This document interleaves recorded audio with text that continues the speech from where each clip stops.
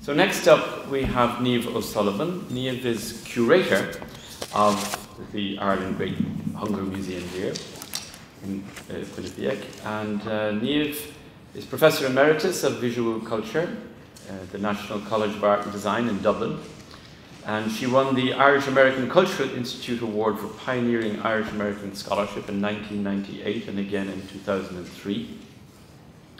Her book, Aloysius O'Kelly, Art, Nation, Empire, was published by Field Day in 2010.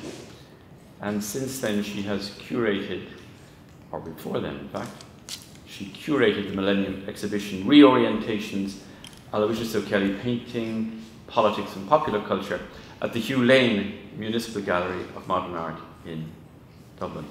That was from 1999 to 2000. She is currently a director of the Irish Museums Trust and serves on the advisory board of the International Network of Irish Famine Studies and as a member of the advisory committee of the Royal Irish Academy Art and Architecture of Ireland, Volume 5, 20th Century. Niamh. Thank you.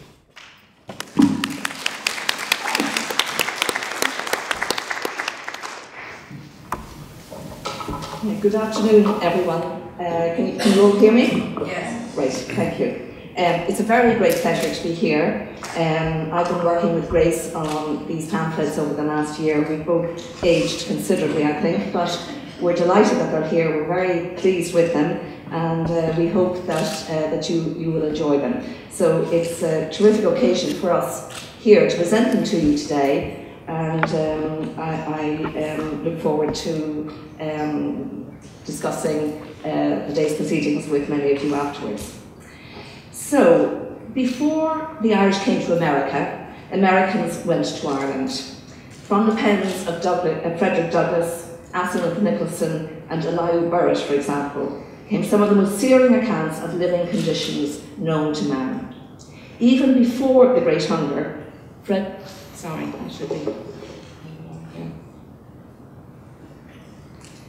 Even before the Great Hunger, Frederick Douglass's sickening description, and this coming from someone born in a slave cabin, almost beggars belief. I'm going to read you a short excerpt from a letter that he wrote to William Grayson. 4 mud walls about 6 feet high, occupying a space of ground about 10 feet square, covered and thatched with straw, without floor, without windows, and sometimes without a chimney. A piece of pine board laid on the top of a box, a picture representing the crucifixion of Christ, a few broken dishes, a little peat in the fireplace, a man and his wife and 5 children and a pig. In front of the doorway and within a step of it is a hole 3 or 4 feet deep and 10 or 12 feet in circumference. Into this hole, all the filth and dirt of the hut are put for careful preservation. This is frequently covered with a green scum, which at times stands and bubbles as decomposition goes on. Here you have an Irish hut or cabin, such as millions of people in Ireland live in, and some live in worse than these. Men and women, married and single, old and young, lie down together in much the same degradation as the American slaves. I see much here to remind me of my former condition. Now, note the flatness of the image here and its inability to convey the horror of the squalor without expansionary text. Because if you saw this image on its own and you hadn't a description like that, you would not be able to read the full awfulness from it. A year later, the social activist from these parts, Elihu Burritt, who Christine mentioned a minute ago, was shocked at how even these conditions had deteriorated. I can find no language nor illustration sufficiently impressive to portray the spectacle to an American reader, he said. But he did, and his accounts are truly harrowing. Burritt saw a family racked with fever going into a graveyard to bury themselves because there would be no one left to do it for them when they were gone. He described them stepping into the grave clothes vacated by preceding victims and festering with their fever. Here they lay as close to each other as if crowded side by side at the bottom of one grave. Had their bones been divested of the skin that held them together and been covered with a veil of thin muslin, they would not have been more visible, an appearance seldom paralleled this side of the grave. And if you weren't lucky enough to be dead or gone, a living hell lay ahead. When landlords converted their land to pasture, many turned their tenants out on the road. In ejectment of Irish tenantry, a terrified family is dragged out of their house. This was a relatively well-off family, as you can see from the size of this house. But the following week, in the day after the ejectment, we see them facing Christmas in a ditch. Between 1846 and 1853, over 500,000 people were made homeless. The deserted villages, according to the Illustrated London News, looked like the tombs of a departed race, rather than the recent abodes of a yet living people. The newspaper went on to describe how the evicted were forced to burrow in holes and share the ditches and the bogs with otters and snipes. One artist professed relief at seeing 1 or 2 half-clad spectres gliding about as evidence that he was not in the land of the dead. To ensure that the evicted could not take shelter in what remained of their tumbled cabins, landlords even had the foundations dug up. The screaming of the children and the wild wailings of their mothers, driven from home and shelter, were heard for miles. The destitute resorted to scalps, troughs dug in the earth 2 or 3 feet deep. The Connor family lived in a hole roofed with sticks and turfs, laid, according to the newspaper, in the shape of an inverted saucer, resembling, though not quite so large, one of the anthills of the African forests. But even from these scalps, the poor were hunted. There were cases of peasants being burnt out of these holes, including one of a child whose charred remains were brought out on a shovel. The visual language to paint this lived nightmare simply did not exist.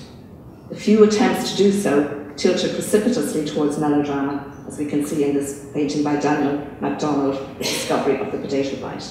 So if on the one hand we get this kind of melodrama, on the other, an illustration which appeared in a contemporary newspaper in 1846 shows a very flat image of an attempt by the artist to perform a form of reportage.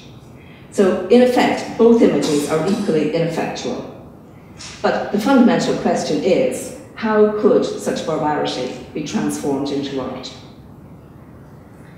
Artists were trained to paint in a classical manner, their skills honed in the antique class before studying the life model, by which time they were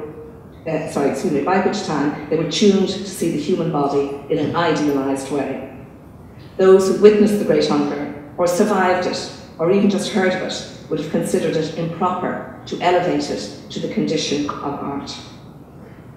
The problem was that there was no aesthetic language to describe squalor, cruelty, negligence, or abuse, all characteristics of the famine, which would render it suitable subject matter for art. Historically, violence or distress in art was softened for the sensibilities of the rich, distanced in time, and cloaked in mythology or allegory. Such strictures were too much for the terrible vulnerabilities, personal and structural, revealed by the famine. Interestingly, when re-imported into Ireland, history painting was occasionally subverted for anti-establishment uses, and shows the inherent versatility of the genre in presenting ideologically inflected versions of history. The arranged marriage, for example, of the Earl of Pembroke and Aoife, daughter of the King of Leinster, heralded the invasion of Ireland by the Normans in 1169. But its cultural significance extended to contemporary events. This painting was actually painted in 1854. In this, in Daniel MacLeese's The Marriage of Strongbow and Aoife, her beauty and culture contrasts with his power and violence. The archaeological detail, the gold torques and the armlets from the Bronze Age testify to Ireland's own civilization, but the shattered high cross and the ruined church signal the death of monastic spirituality, and the burning of Waterford City and the fallen heroes in the foreground symbolise the end to Irish autonomy. The storm clouds in the painting, I think, are as much about the famine as events in the distant past. So while the famine defied the skills of most artists, the artistic careers of Irish artists in particular would not have survived the attempt. Surprisingly, a number of English artists addressed it, but muted or masked the horror. George Frederick Watt's Irish Famine shows healthy-looking, well-dressed peasants, distressed but far from starving. Francis Topham's renditions were sentimentalised, and Alfred Downing Fripp's sweetened, while Erskine Nichols' attempts at stereotypical humour emanate at best condescension. Still, the question as to why so many Irish artists recoiled is worth asking. Most lived in London, where many were quick to suppress their Irishness. In London, the art market was centred on the annual exhibitions, where wealthy patrons would not be reminded of what was considered unacceptable subject matter. Artists painted for an elite audience, the governing strata, the merchant classes, and the landlords, who simply would not purchase pictures of rotting potatoes, emaciated bodies, or diseased corpses to hang in their homes. Nor did aesthetic decorum allow ordinary people serious treatment in art until Gustave Courbet's Burial at Ornans, in which the funeral of an unremarkable man was treated in a manner reserved for heroic, mythological, or religious painting. Even the emerging style of realism, which begins around 1848, depicting the hard lot of poor peasants or urban workers, à la Courbet or Daumier, could not accommodate turning the famine, an epic of starvation, disease, and death, into art. It was only in 1847, coincidentally at the height of the famine, that Edward Manet called on painters to be of their own time and paint what they see rather than filtering commentary on contemporary events through distancing mechanisms. Most artists, therefore, addressed the famine tangentially, allegorically, or symbolically, culturally encoding their images to indirectly reflect events, behaviours, and ideologies, rather than addressing it head-on. Even if the will existed to paint such subject matter, there were deeply rooted obstacles to overcome, social, cultural, and technical. So if hunger was difficult to represent, how did people around the world learn of what was happening in Ireland? Well, the famine coincided with the birth of mass-produced, illustrated newspapers, and here we find the visual record of the Great Hunger, the archive of memory. The Illustrated London News, founded in 1842, spawned a host of other pictorial newspapers on both sides of the Atlantic. Comprising 16 pages and featuring 32 engravings, it was selling 100,000 copies by the peak of the famine. And for every purchaser, there were on average 30 readers, so a significant proportion of the British public learned what they knew of the terrible events in Ireland from the illustrated press. Representations of a massive social calamity, such as the famine, however, had to be framed in such a way as to attract the target audience without overly disturbing it. Pictorial newspapers employed a huge stable of artists and correspondents, both in-house and around the world. In sending their artists and correspondents to Ireland, they claimed authenticity and veracity, but the real truth is that newspaper content is never unmediated or objective. Attack on a Potato Store, Galway Starvation Riots, was the very first newspaper illustration of Ireland and was unique aesthetically and politically. In coupling hunger with violence, it implicated the Irish in their own degraded conditions. It was also the only illustration from this period to draw on the repertoire of fine art to convey the conditions of the people. The emphatic diagonal trust, the use of repoussoir figures, concentrate the action in the centre, creates a swirling vortex of violence that intensifies the narrative. The brute force of the protagonists and their thralled popery, note the crucifix worn by the woman in the centre, defined from the outset what was at stake. So from relatively sympathetic written accounts of poverty, the pendulum swung to the condemnation of the peasantry in the grip of savagery and primitivism. Visually, this was countered by an increasingly enfeebled peasantry. The often contradictory relationship between text and image came down to the narrative complexity of the famine and the challenges in compressing cause and effect into one image beyond the reach of any single truth or the skills of any one artist. Overcrowded workhouses, poor housing and diet, lack of clothing and heat, depression and drunkenness, not to mention the pig in the kitchen and the middens that disgrace the frontage of every cabin in the country, as Lawrence Geary put it, were factors in the spread of diseases, and people were terrified of contagion. The illustration of a vicar accompanying a dying man on his journey is a poignant case in point. The vicar sits while Mullins lies in the corner. Mullins died, and 3 days later, so too did the vicar. The poor man had buried his wife 5 days previously. The hut that housed the couple and their 3 children was less than 10 feet square, and according to the artist, in order to sketch the scene, he had to stand up to his ankles in the filth upon the floor. Infant mortality was high, life expectancy low. In one of the most affecting images, a shaft of light illuminates a pathetic scene, lighting a stall in which the wisp of the widow Connor's dying child lies semi-prostrate on the cold earthen floor. A single rag on a string denotes the material status of the family. And for many, when death came, securing a coffin and a dignified burial was almost impossible. By 1847, corpses were disposed of without wake or prayer. In time, a coffin with a false bottom was devised to secure the illusion of decency. But the most disturbing funeral image of all looks like a macabre dance of death. Such was its impact that it was republished in the New York Herald a few weeks later.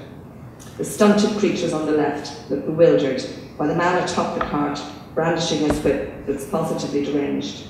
The horse is half dead, and the short stump of a tree indicative of the barrenness of the land. The bodies slung across the cart, already 11 days dead, are heading for unceremonious disposal. Some reports were too horrific to illustrate. Accounts of rats gnawing at the bodies of people still alive, but too weak to fend them off, and dogs feeding at shallow graves were never drawn. Other reports wrote of dead babies found in their mothers' breasts, or live babies in the breasts of their dead mothers, were too awful to contemplate, let alone image. So the contrast between the written accounts of starvation and the anatomical sturdiness of many of the illustrated victims is striking. Drawing starving bodies challenged not only the skills of artists, but the conceptual frames of reference at the time, encouraging artists to filter out the worst and allowing shorthand features such as tattered rags, unkempt hair, dirt and body language to function symbolically. Bridget O'Donnell and her children, in their all but naked wretchedness, form an image that is scathing of the political conditions of the time. The ragged clothes of the O'Donnell family expose their skeletal bodies, iterating the half-clad spectre's description in the accompanying article. Mrs. O'Donnell, with her distended body and concave chest, was the antithesis of the Victorian feminine ideal, but she was a powerful metaphor for a devastated and sorrowing country. Given the complexities of the process of illustration and the number of people involved, not to mention the endless scope for editorial interference, there were multiple opportunities for the expression of prejudice. At this time, the pseudoscience of phrenology, in which man's moral and intellectual development was believed to reside in his physiognomy, was gaining credibility. The prognathous jaw and the low forehead ascribed to the Irish were considered evidence of low evolutionary status. The satirical magazine, Punch, specialised in drawing the Simian Irish, but racial stereotyping also occurred in the illustrated newspapers, where it was perhaps all the more destructive for purporting to be realistic. Victorian newspapers all too often featured warmly clad and fed, but intellectually challenged Irish peasants. In the light of these aesthetic and political considerations, realism itself was in an encumbered state. But in the hands of a native illustrator, such as James Mahoney from Cork, the struggle to convey the reality was mitigated by the desire to reveal the horror endured by the poor of Ireland without compromising their humanity. Mahoney was determined not to dehumanise his subjects, and he devised a number of ways to avoid doing so. In his insistence on the dignity of the victims, Mahoney used the vignette to great effect as a bridge between his illustrations and his text, as a way of screening off detail too horrific to draw, and as a way of employing the power of suggestion for what occurs beyond the image. In Woman Begging at Clonakilty, the shattered mother looks the viewer in the eye. The lower half of the spectral figure bleeds out, and the woman appears as if in an apparition of the Virgin Mary. The text tells us how she was carrying in her arms the corpse of a fine child and making the most distressing appeal for aid to enable her to purchase a coffin and bury her dear little baby.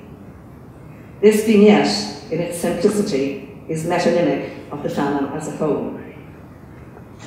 Boy and girl of Caharan is a stark picture of two hungry children, alone yet struggling to survive in a frightening world.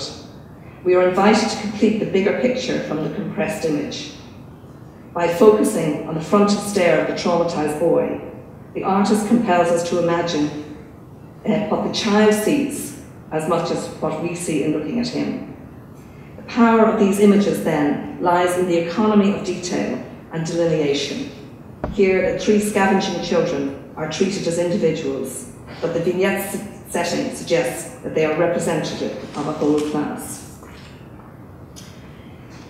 In locking eyes with the spectator, the boy from Kahara provokes anxieties in the viewer, fear of contagion and reprisal, underlying reproach and guilt.